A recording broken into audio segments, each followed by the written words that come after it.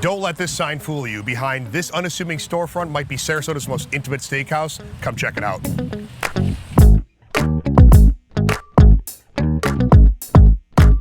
So, Broc, the sign out front says Doughboys. Yep. We are not in Doughboys. Yep. So where are we in here today? All right, so Doughboy Swift became Swift Lounge as soon as we opened up Masō and realized that Masō was going to work. Masō was always the dream. It was the mission.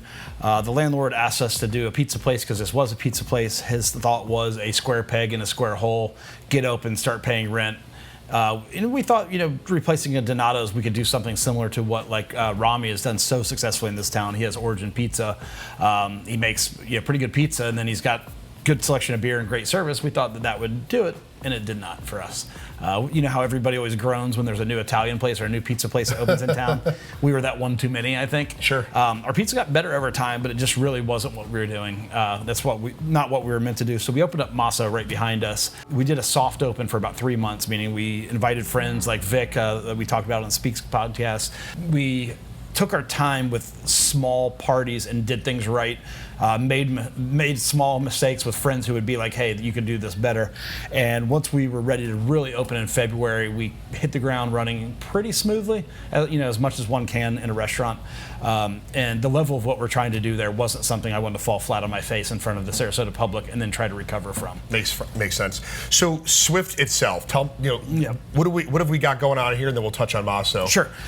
So we turned it into a lounge that's a nicer landing spot for before you go in for dinner at Masō. Okay. So when you get someplace, rather than being at a hostess stand and having a waiting area, this is a lot more fun for a waiting area. We've got incredible bourbons, incredible cocktails. We do dessert cocktails for after dinner. So it's just a space to complement Masō, but it's also a place where you're coming in off the beach and you're not dressed for Masō, because we do like people to dress nicer there. We dress nicer, and the service and everything else is nicer. If you're a little more casual, you can roll in from anywhere and come here, have some oysters. You can still get a steak, whatever you'd like to do.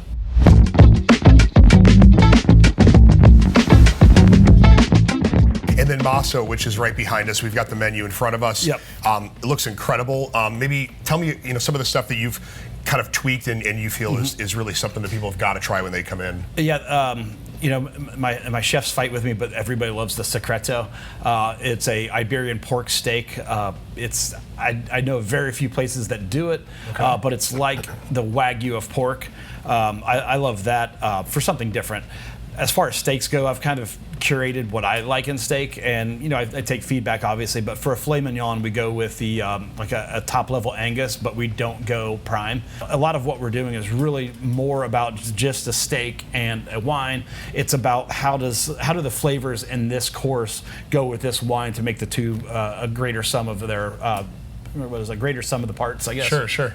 In wines back there, I know we've got the wine menu here as well. You've got a pretty extensive list of wines. Yep. Any areas of focus on these, or is it kind of a broad, swath of what people? It's meant to be a good representation of everything. We want to have everything you need to have to be a world-class wine list, but obviously there's some favorites.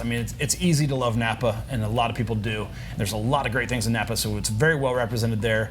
But over the past 3-4 years, I've fallen in love with Bordeaux. I go to Bordeaux every year and go to about the top 50 chateaus in about 4 days.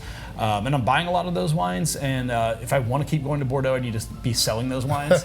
So, we've found incredible value at a high level there. And then, of course, there's the biggest names on earth that, it's hard to say value, but it's, I guess, the highest level wines on earth. If you want an Haut-Brion, we have an Haut-Brion. We have Margaux. We have those things.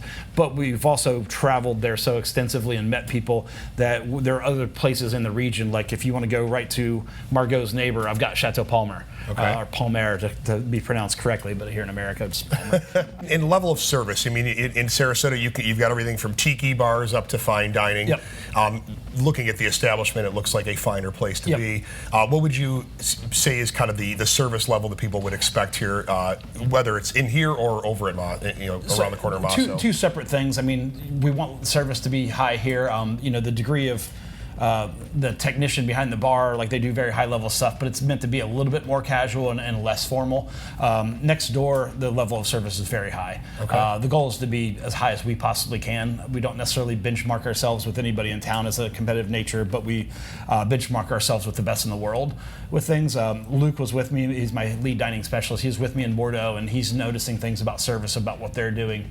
After services here, we have a little wine to study that and kind of decompress.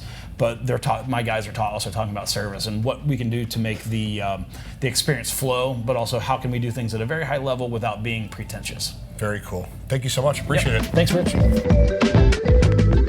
You finished that incredible dinner and you want a late night beverage. There's one more secret in this plaza. In the next episode, I'm going to show it to you. Stick around.